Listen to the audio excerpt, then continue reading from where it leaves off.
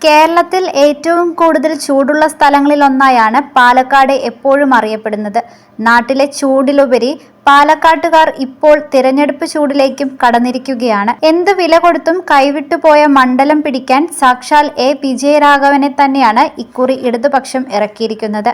കേരളത്തിൽ BJP പ്രതീക്ഷ വയ്ക്കുന്ന മണ്ഡലങ്ങളിൽ ഒന്നായ പാലക്കാട് C. കൃഷ്ണകുമാറിനെ വിജയിപ്പിക്കാൻ പ്രധാനമന്ത്രി നരേന്ദ്രമോദി നേരിട്ടാണ് ഇറങ്ങുന്നത്. കോൺഗ്രസിനാകട്ടെ VK ശ്രീകണ്ഠനിലൂടെ മണ്ഡലം നിലനിർത്തേണ്ടതും അനിവാര്യമാണ്. മരങ്ങളാലും നദികളാലുമെല്ലാം അനുഗ്രഹീതമായ നാട്ടിൽ ഇനി ആര് വാഴുമെന്നാണ് ഏവരും ഉറ്റുനോക്കുന്നത്. 1957 മുതൽ തുടങ്ങുന്നു പാലക്കാടിന്റെ ലോക്സഭാ ചരിത്രം. അന്ന് തൊട്ട് ഇന്നോളമുള്ള ചരിത്രം പരിശോധിച്ചാൽ ഒരു കാര്യം വ്യക്തം. കൂടുതൽ തവണയും ഇടതുപക്ഷത്തിന് അനുകൂലമായിട്ടാണ് പാലക്കാട് ലോക്സഭാ മണ്ഡലം വിധി എഴുതിയിട്ടുള്ളത്. ഇടതുപക്ഷത്തിന് മുൻതൂക്കമുള്ള മണ്ഡലമാണ് പാലക്കാട് എന്നാണ് ഇതുവരെയുള്ള തിരഞ്ഞെടുപ്പ് ചരിത്രം വ്യക്തമാക്കുന്നതും. 1957 CPIയുടെ PK കുഞ്ഞനിലൂടെയായിരുന്നു ഇടതുപക്ഷത്തിന് ആദ്യ വിജയം. 62 PK കുഞ്ഞനിലൂടെ ഇതേ വിജയം ഇടതുപക്ഷം ആവർത്തിച്ചു. 1967 EK നായനാറായിരുന്നു ഇടതുപക്ഷത്തിന്റെ സാരഥിയും തിരഞ്ഞെടുപ്പിലെ വിജയിയും. 1971 നടന്ന പാർലമെന്റ് തിരഞ്ഞെടുപ്പിൽ AK ഗോപാലനിലൂടെയും LDF വിജയം നേടി. എന്നാൽ 1977 നടന്ന തിരഞ്ഞെടുപ്പിൽ ഇടതുപക്ഷത്തിന് വിജയിക്കാനായില്ല. തുടർന്ന് 1980 84 നടന്ന തിരഞ്ഞെടുപ്പുകളിലും LDFനെതിരെ പാലക്കാട് ലോക്സഭാ മണ്ഡലം വിധി എഴുതി.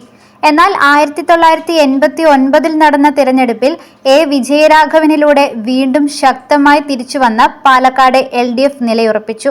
1996 മുതൽ 2004 വരെ നടന്ന 3 ലോക്സഭാ തിരഞ്ഞെടുപ്പുകളിലും CPMന്റെ NN കൃഷ്ണദാസിലൂടെ ഇടതുപക്ഷം വിജയം നേടി.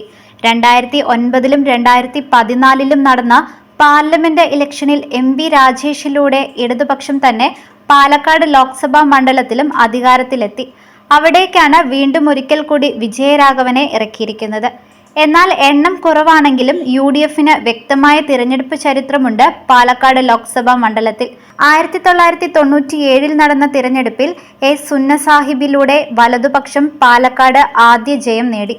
തുടർന്ന് 1980 84 നടന്ന 2 തിരഞ്ഞെടുപ്പുകളിലും ഇന്ത്യൻ നാഷണൽ കോൺഗ്രസിന്റെ VS വിജയരാഘവനിലൂടെയും UDF ഈ ലോക്സഭാ മണ്ഡലത്തിൽ അധികാരത്തിലെത്തി.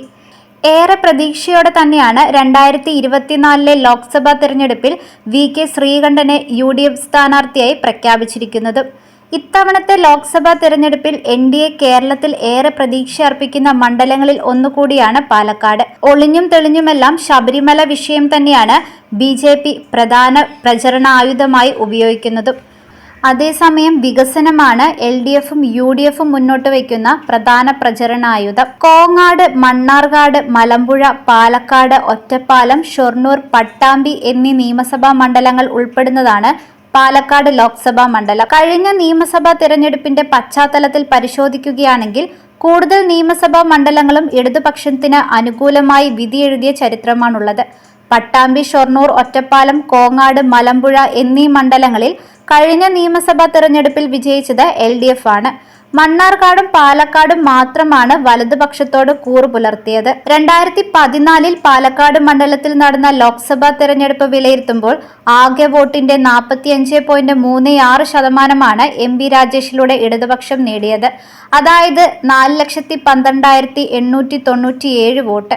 സോഷ്യലിസ്റ്റ് ജനതാ പാർട്ടിയുടെ MP വീരേന്ദ്രകുമാറിനെയാണ് UDF അന്ന് പാലക്കാട് സ്ഥാനാർത്ഥിയാക്കിയത്.